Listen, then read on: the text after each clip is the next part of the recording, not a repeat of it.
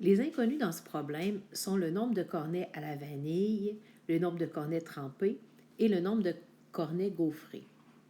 Le nombre de cornets à la vanille correspond au double du nombre de cornets trempés, alors que le nombre de cornets gaufrés, c'est 48 de moins, donc moins 48, 48 de moins que le nombre de cornets à la vanille, 2x. Voici la première étape, identifier nos inconnus. La deuxième étape, c'est de faire une équation. On sait qu'il y a un égal, et ça va être égal à 1068 $. Mais vous comprenez bien que ce n'est pas le nombre de cornets qui va être égal à 1068 $. C'est plutôt l'argent dépensé pour les cornets.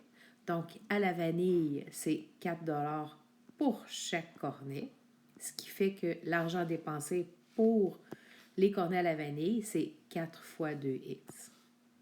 Plus l'argent dépensé pour les cornets trempés, 5 fois le nombre de cornets trempés. Et finalement, 7 fois le nombre de cornets gaufrés. C'est ce qui nous donne l'équation.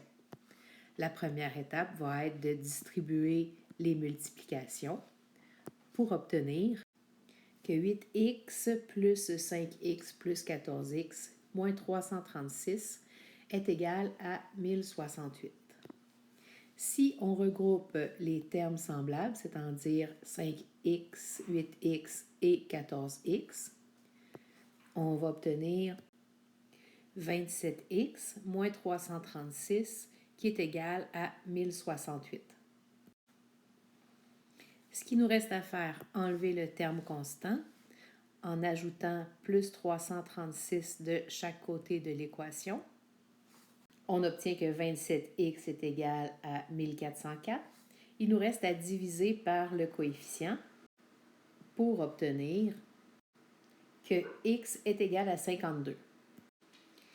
Maintenant, si on sait que x est égal à 52, on peut dire que le nombre de cornets trempés est de 52. La question était le nombre de cornets à la vanille, donc 2 fois 52, ce qui nous donne 104.